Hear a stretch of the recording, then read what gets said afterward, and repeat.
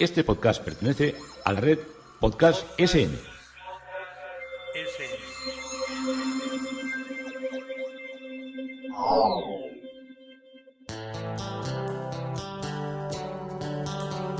Historia con sentido. Un podcast realizado y presentado por Juan Carlos González.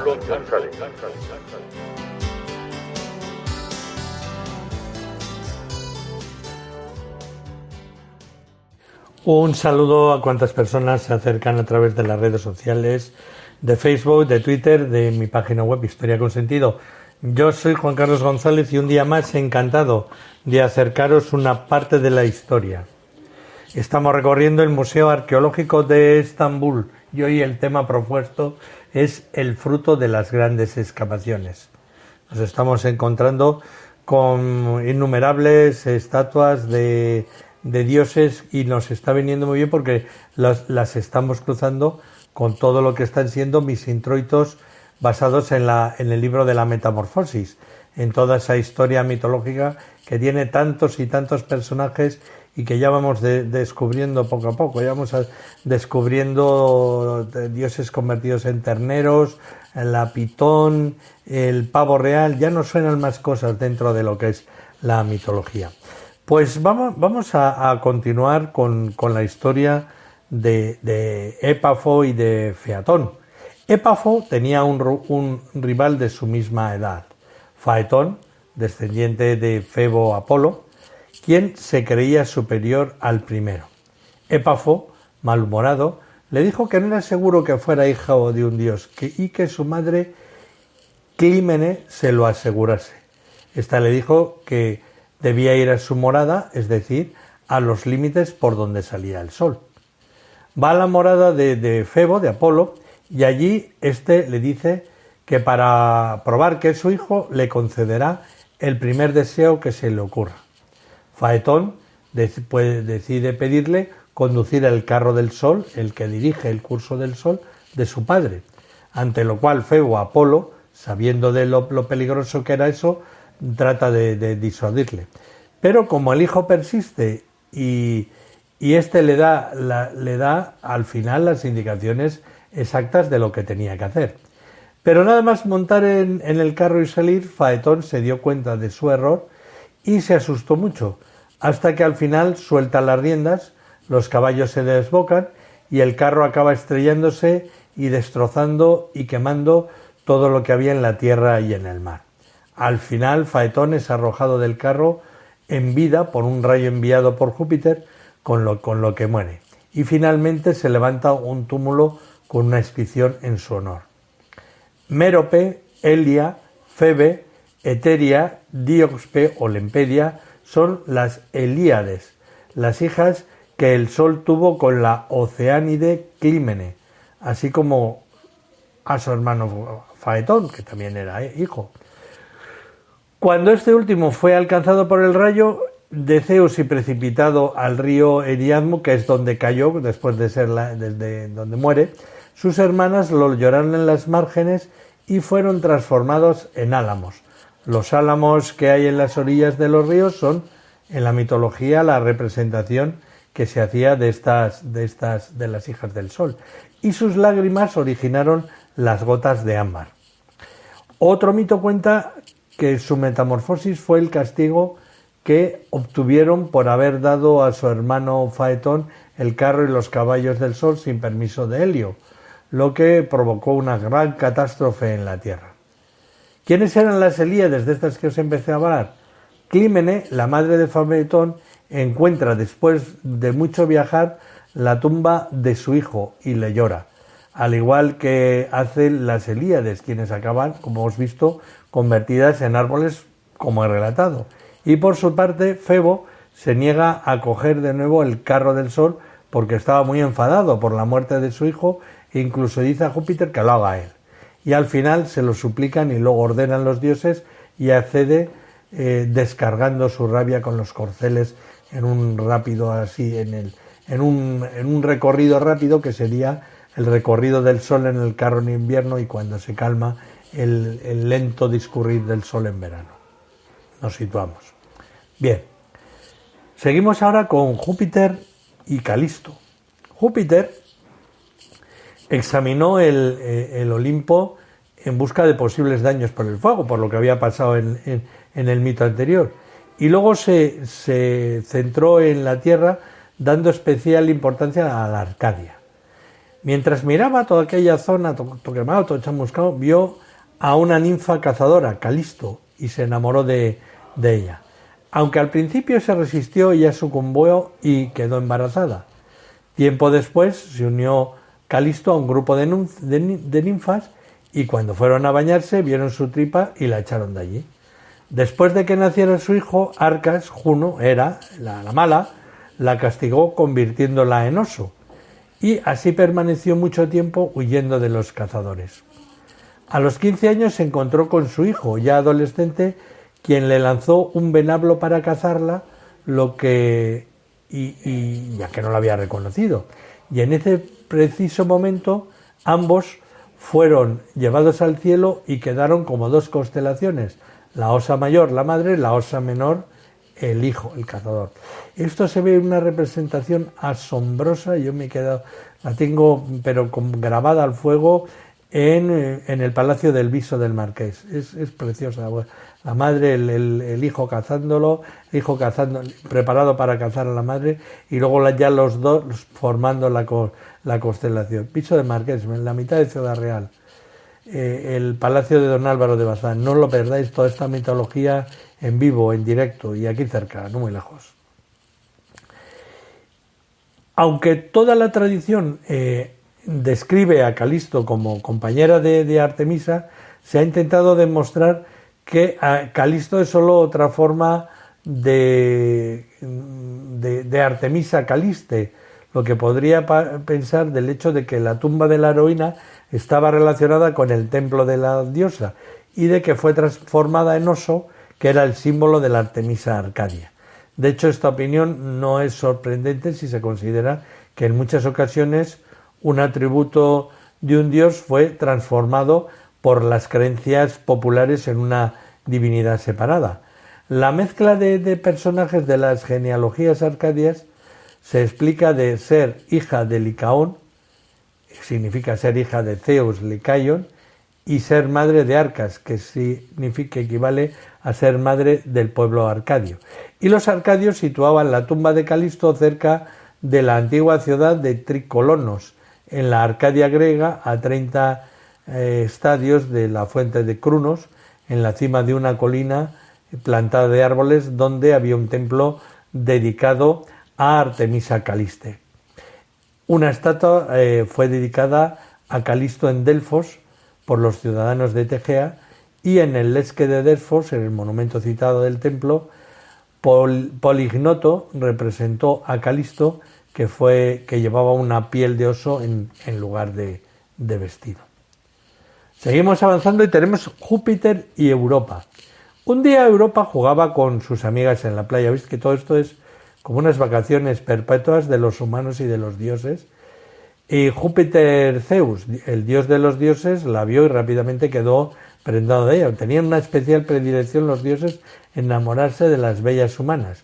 Y a sabiendas de que Europa podría rechazarlo, a pesar de ser Zeus y Júpiter, decidió aparecérsele como un toro blanco con grandes cuernos y se rindió a los pies de Europa. Mira que eran malos. Convertirse en un toro para enamorar.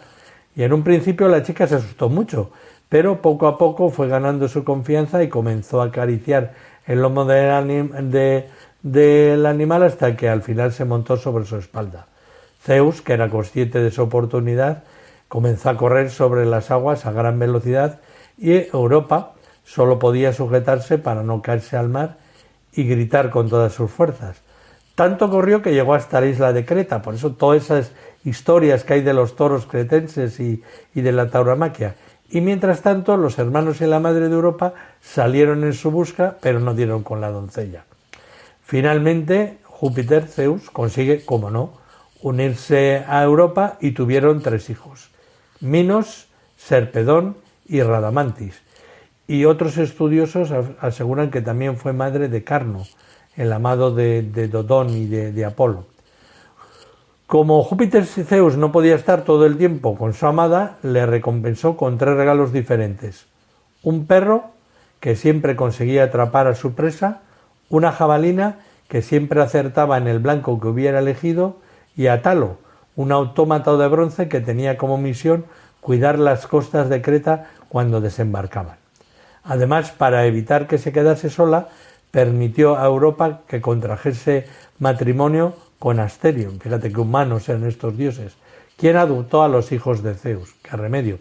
Fue tal el amor que tenía el dios de dioses por Europa que cuando ésta murió le concedió honores divinos, y aquel toro en cuestión se llegó a convertir Zeus, pasó a formar parte de otra constelación, la constelación de Tauro. Y otras versiones aseguran que Europa es el nombre de una de las hijas de Ticio, que tuvo relación con Poseidón y de cuya unión salió Eufemo. Otros estudiosos aseguran que Europa era una de las Oceánides, hijas de Océano y de Tetis, incluso que era la hija de Nilo y también una de las varias esposas que tuvo Danao, aunque la más extendida es la de Zeus que hemos contado en esta entrada. Seguimos avanzando en lo que es la mitología y nos volvemos al fruto de las grandes excavaciones que se conservan en el Museo Arqueológico de Tel Aviv. Es muy interesante la Safo, mujer de Lesbos, una antigua poetisa lírica griega del año 600 a.C., la talla, fundadora de la primera escuela de poesía conocida, de los cuales 182 de sus poemas han sobrevivido. Safo, sacerdotisa del culto de Afrodita, habló con libertad basada en lo que era el consuelo que le brindaba su culto, y mostró una actitud abierta y valiente. Gracias a esa sinceridad y apertura de su lenguaje, sus obras han trascendido siglos, imitando y criticado durante siglos y dejando atrás a todos los sucesores y autores similares. Otra estatua es la estatua de la mujer joven de Creta del siglo I, que lleva una túnica larga y un gran chal, y está sosteniendo el chal con las manos.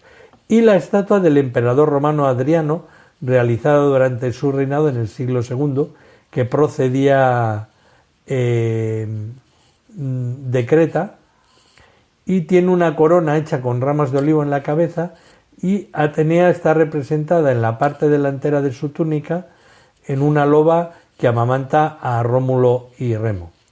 Cuando Trajano murió, Adriano, su sobrino segundo, se hizo cargo del imperio, tenía 41 años, y la forma en que subió al poder suscitó dudas entre sus súbditos. Se dice que para obtener la aprobación del Senado falsificó el documento de adopción junto con Pompeya Plotina, también era hispana, viuda del emperador. Sin embargo, a pesar de las teorías de la conspiración, se convirtió en uno de los emperadores más exitosos. Tan pronto como asumió el poder, aprobó medidas populares e inmediatamente se ganó el favor del pueblo. Realizó importantes reformas administrativas y creó importantes obras tanto en Roma como en el resto de sus dominios. Su contribución a la arquitectura se considera particularmente destacable. Completó la construcción del Panteón, el templo dedicado al honor de todos los dioses, y ordenó la creación de las fortificaciones, de los muros, de las fronteras del imperio. El más famoso es el muro de Adriano, de Inglaterra, conocido en su tiempo como Velum Valum, que era por el apellido de la familia, que fue creado para evitar que los britanos, entre los que estaban los pictos, entraran en lo que era el territorio romano. Su nombre se asoció también con un largo periodo de paz, al menos en la capital, Roma, y apenas realizó campañas militares, sino que prefirió realizar proyectos. Fue un gran viajero. Adriano estuvo ausente de Roma durante 13 años, por eso lo querían tanto, porque no lo veían, y realizó misiones diplomáticas por todo el imperio, asegurándose de dejar tras de sí importantes tradiciones y creaciones dignas de su nombre. Durante lo que fue su reinado, Adriano revivió la antigua cultura griega que había comenzado a perder su gloria, y en el 124 después de Cristo hizo su primera visita a Grecia y participó en los misterios de Eleusis. Según Pausanias, los griegos, para honrarla, colocaron una estatua suya para honrarle, una estatua suya dentro del Partenón. En los años siguientes expandió la ciudad hacia el este, creó una biblioteca de Adriano, completó el templo de Zeus olímpico y construyó la Puerta de Adriano. Un proyecto particularmente importante y atemporal en beneficio de los atenienses hasta principios del siglo XX fue el acueducto de Adriano. Ordenó la apertura del camino entre Megara y Corinto e hizo visitas al Peloponeso, Olimpia, Delfos y a muchas otras regiones. Y durante el tiempo de Adriano estuvo en Bitinia, donde conoció a Antino, un joven griego que le impresionó al emperador por su belleza y carácter afable. Antino se convirtió en su leal compañero de Adriano, suponemos que amante. Muy seguramente disfrutó de sus grandes favores y el año 130 después de Cristo, Adriano, junto con su esposa y Antino, visitaron Egipto. El 24 de octubre del mismo año realizaron un crucero por el Nilo. Luego, según varias fuentes, cuentan que Antino nadaba en el río y se ahogó. Y al enterarse de su muerte comenzaron a circular varios rumores. Muchos han argumentado que la muerte de Antíono no fue un ahogamiento accidental.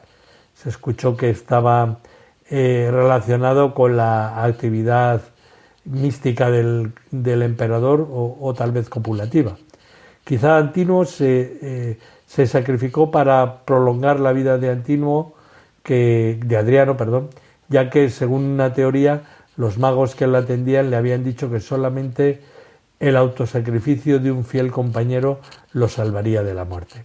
El hecho es que Adriano solo sostuvo la idea de que su muerte fue accidental y quedó muy afectado por la pérdida de su amante, y en su honor construyó cerca del río la única ciudad romana de Egipto de nueva planta, que fue Antinópolis, y además construyó templos en su nombre y lo hizo adorar como si fuera un dios.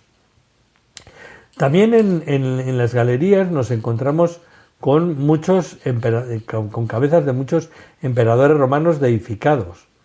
Lo que es el origen y el desarrollo del culto imperial fue ajeno a las imposiciones de la administración imperial. Eran cultos practicados de forma espontánea por las ciudades, las provincias o los particulares, y se enmarcaban en las antiguas tradiciones religiosas de los diferentes pueblos del imperio. Además, el culto imperial solía ir acompañado de un culto paralelo a Vesta, a la de las Vestales, diosa protectora por esencia de la ciudad, que eran las que las defendían. En la ciudad de Roma, el culto al emperador se fue instaurando lentamente, ya que las antiguas tradiciones religiosas se oponían a la idea de divinizar a una persona viva, y el culto al emperador solo se introdujo con la implantación de la apoteosis, término que significaba la deificación de una persona en cuanto moría, proclamándola divos o diva, según se tratase de un hombre o de una mujer. Y la costumbre de rendir culto al monarca provenía del Próximo Oriente y estaba muy extendida sobre todo en Egipto, donde el faraón y la faraona eran venerados como dioses. Los posteriores soberanos de Egipto, tanto reyes persas como Aqueménidas, como Alejandro Magno, perpetuaron esta tradición.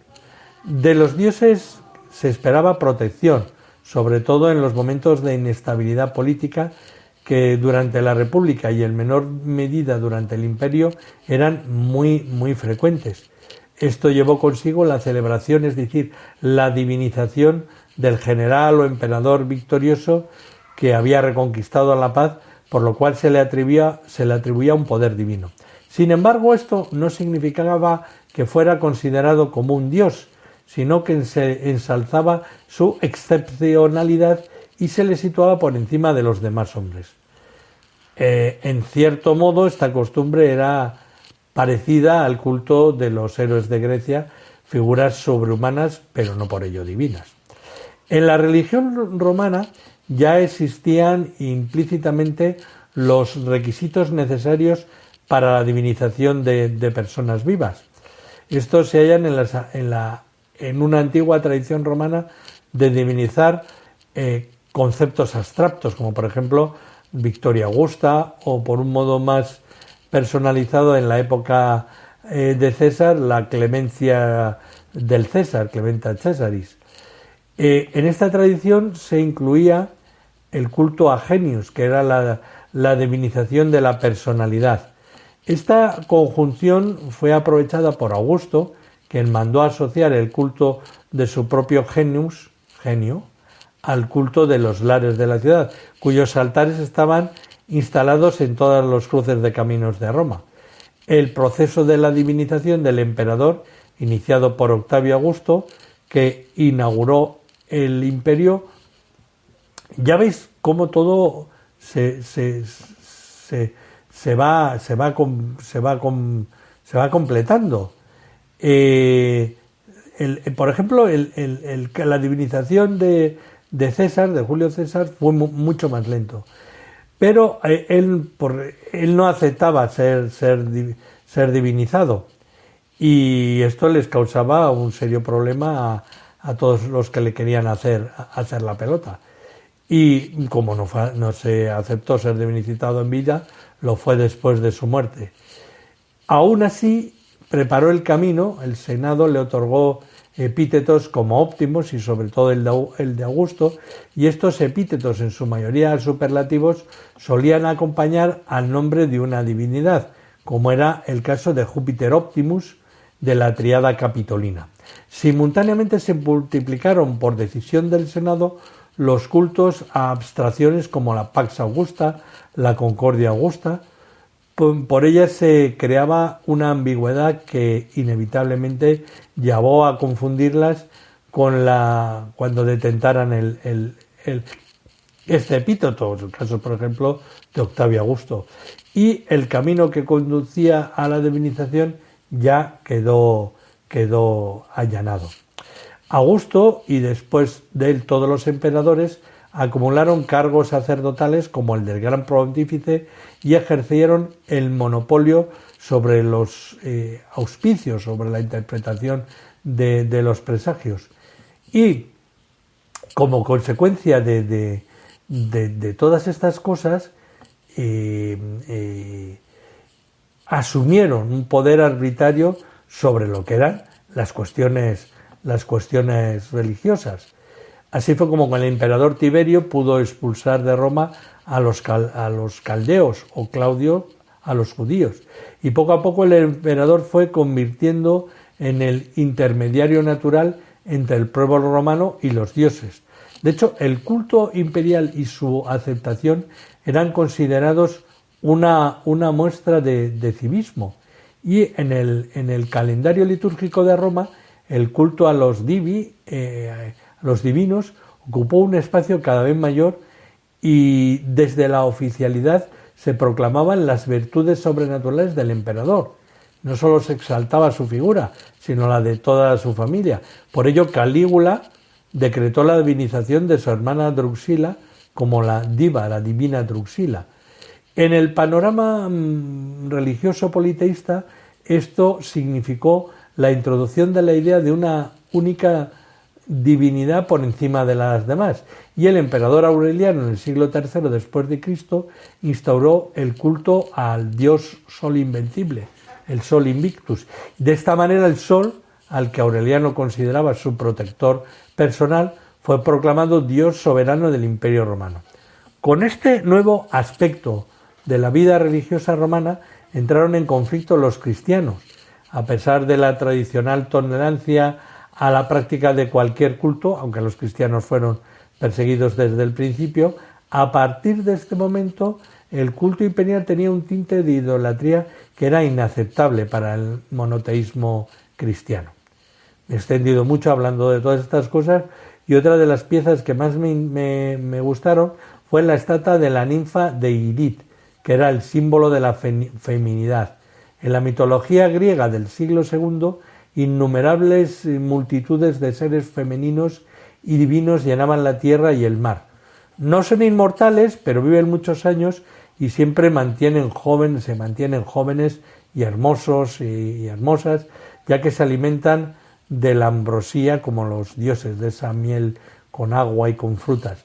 Y sus símbolos son la fertilidad y la gracia.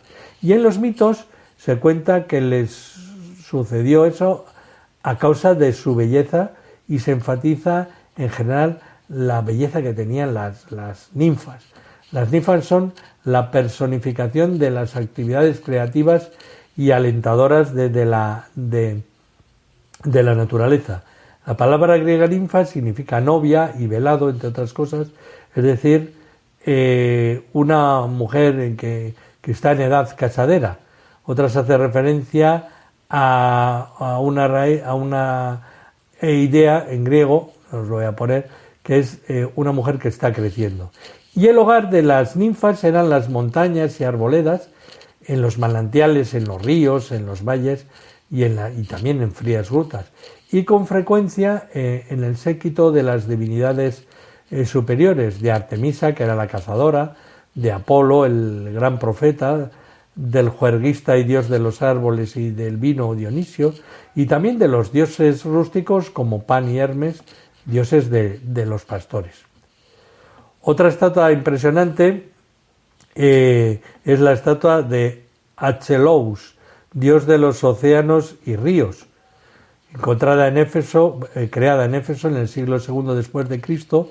Es el dios del río Acheloos, el río más grande de Grecia y de todos los ríos, creían. Aspira a Dianeira, hija del rey Eneo, que luchó con Heracles por Deianeira y fue derrotado. La obra representa al dios del río Océanos tendido sobre un suelo rocoso. El dios se muestra como un anciano y sus músculos son fuertes a pesar de su vejez. Puso su brazo izquierdo sobre una jarra. Océanos era el hijo de Urano y de Gaia, y se considera como un río más que fluye alrededor de la Tierra. Él es el padre de todas las corrientes. Se casó con su hermana Tetis, que representa el poder de la fertilidad del mar, y tuvo muchos hijos. Sus hijos son los arroyos y los ríos, y sus hijas también son los arroyos y las aguas de los manantiales. También hay una gran estatua de Zeus, que es el dios más poderoso de la mitología griega, padre de los dioses y de los hombres, y conocido como Júpiter entre los romanos. Es el dios del cielo, del rayo, del trueno, de la justicia y de la ley. Entre los atributos, como os digo, el rayo y el trueno, que representan su ira, y el cetro y la corona son los símbolos de su poder. Zeus también poseía la capacidad de transformarse en otros seres, como por ejemplo en águila o en toro, y era conocido siempre por sus aventuras amorosas tanto con divinidades como mortales, de las que nacieron numerosos descendientes, dioses, héroes y semidioses. Considerado el señor de los hombres, es también el mandatario de los dioses que habitaban en el monte Olimpo, y los griegos representaban a Zeus en ocasiones con un rayo en la mano derecha. Zeus gozaba de diversos cultos, pero su principal centro era el de Olimpia, donde había un templo en su honor que albergaba una estatua fabricada en marfil y en oro. La estatua de Zeus en Olimpia, obra del escultor Fidias, fue una de las maravillas del mundo antiguo. En cuanto a su origen, Zeus es la única divinidad cuyo origen indoeuropeo puede ser demostrada de una forma etimológica, desde la palabra Zeuk, y a su vez de la raíz de Ye, significa luz diurna o luz que brilla. Estamos viendo innumerables representaciones y seguiremos viéndolas en sucesivos podcasts. Hoy el fruto de las grandes excavaciones en el Museo de Arqueología de Estambul. Historia con sentido, Juan Carlos González, encantado de haberos podido relatar esta historia.